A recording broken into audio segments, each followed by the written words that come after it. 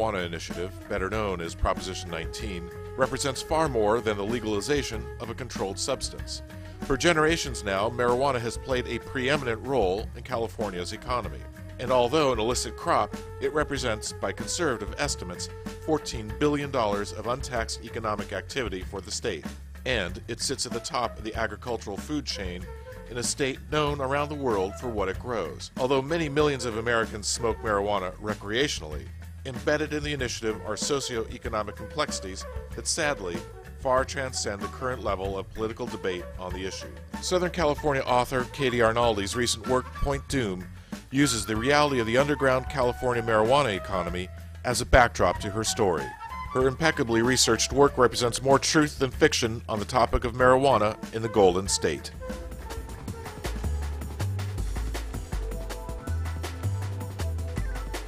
Where are we driving right now?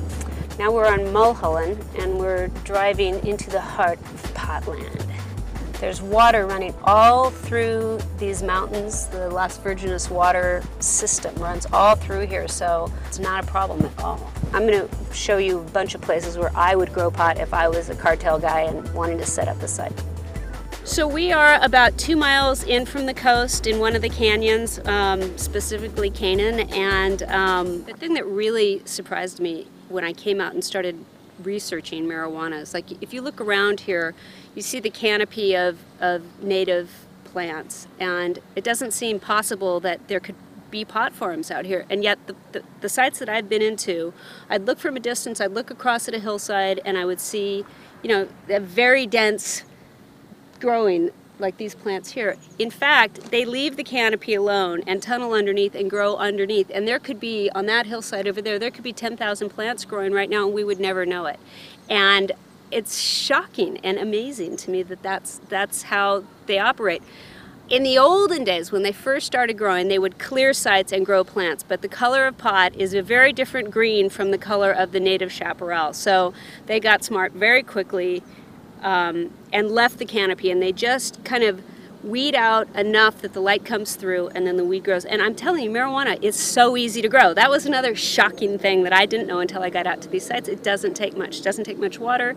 It doesn't take, it's a weed. It grows very easily. So the novel I wrote, Point Doom, is about this exact area. And the house behind me was sort of the model for the house where my characters, Frank and Janice, live. That's the vineyard on the hillside. Down below it in the gully is where Felix is living, and he's growing the pot. And this dynamic is happening out here all over the place. The grow sites in this particular area, they're tapping into the water lines that run throughout the mountains. And you know, I've talked a lot about how the cartels are using incredible amounts of pesticides and rodenticides and toxins down in the grow sites, down in the gullies. But up on the hillsides, these huge vineyards, they've stripped the land, they planted these vines, and then they're using sulfites, and then it rains, and everything goes down and drains into the ocean. And I mean, if you look around Malibu, there's vineyards everywhere, and it's not as easy to find the pot farms, but they're also out here. And I'm really concerned about the environmental impact of both these grows. It's like this thing of, we have such an insatiable need for intoxicants, both legal and illegal. And so this is what we're doing to satiate that need for intoxicants.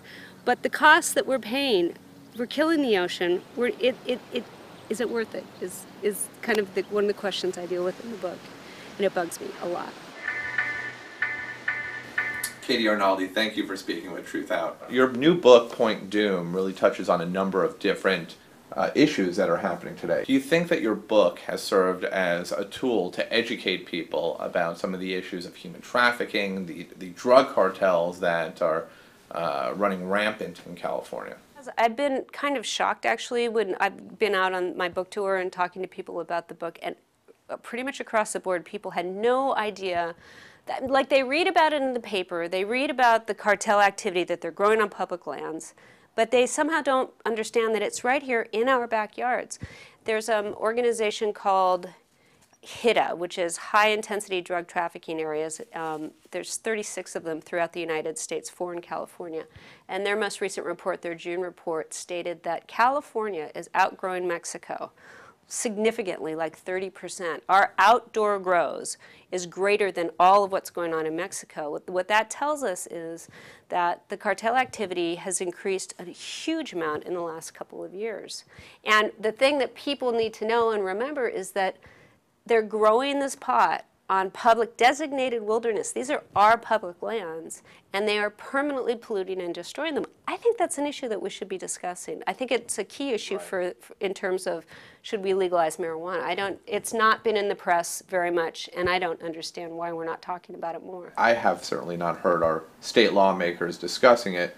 What have you uncovered during the course of your research as to why? Are they just not aware of it? I think, yeah, actually, I don't think it's being ignored purposely because why would you ignore it purposely? People genuinely don't know that this is going on the scale that it's going on. It just hasn't been publicized. What do you think our state lawmakers and federal officials need to do to address issues revolving around immigration and the efforts to try and legalize marijuana? I think, first off, no question, we should legalize marijuana, both on this side of the border and in Mexico. I think that would alleviate a huge problem and cut down on all this violence and cartel activity. First thing, absolutely no question about it. In New York Times Magazine, the interview that Deborah Solomon did with Vicente Fox, one of the first questions she asked him was, well, what should happen? His no hesitation, legalize marijuana on both sides of the border. I mean, we would take care of such a huge part of this problem if we would just legalize it. All over the United States. In California, I think if we legalize and regulate, we're not going to knock out cartel activity because California is supplying the entire country. But we legalize and regulate, we're going to cut down